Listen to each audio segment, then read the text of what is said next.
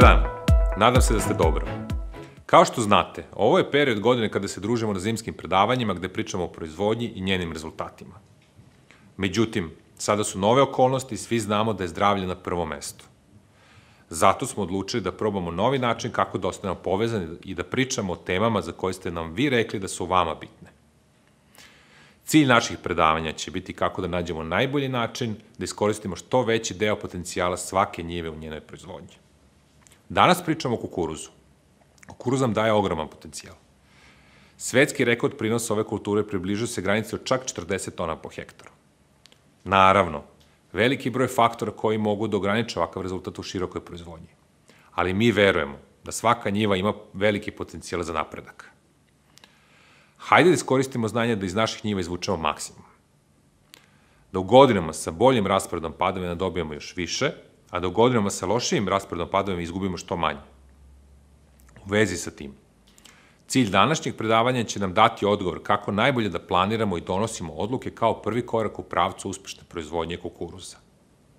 Svi znamo koliko je planiranje izazovno, jer vi kao proizvođač ili agronom morate da donesete mnogo odluka, poput kupovine ili zakupa zemljišta, investicije u objekte i opremu, finansiranje preko organizacije posla pa sve do žetve i prodaje gotovih proizvoda.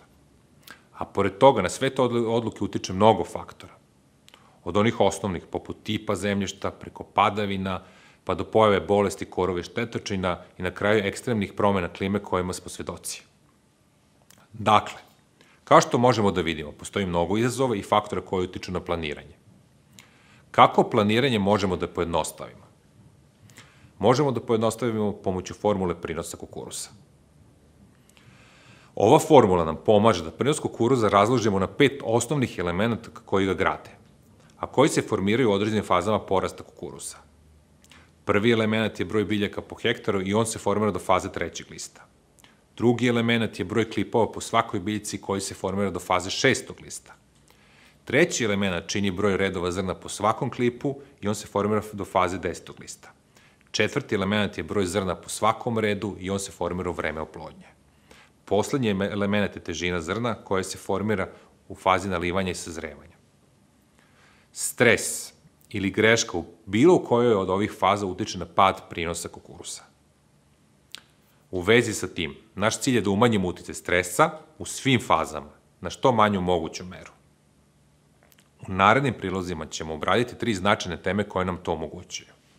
Odabir semena i tretmana semena, suzbijanje korova i integralne mere u borbi protiv rezistentnih korova.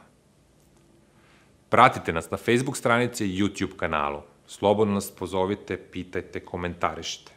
Čuvajte vaše zdravlje i zdravlje vaših najbližih. Ostanimo povezani.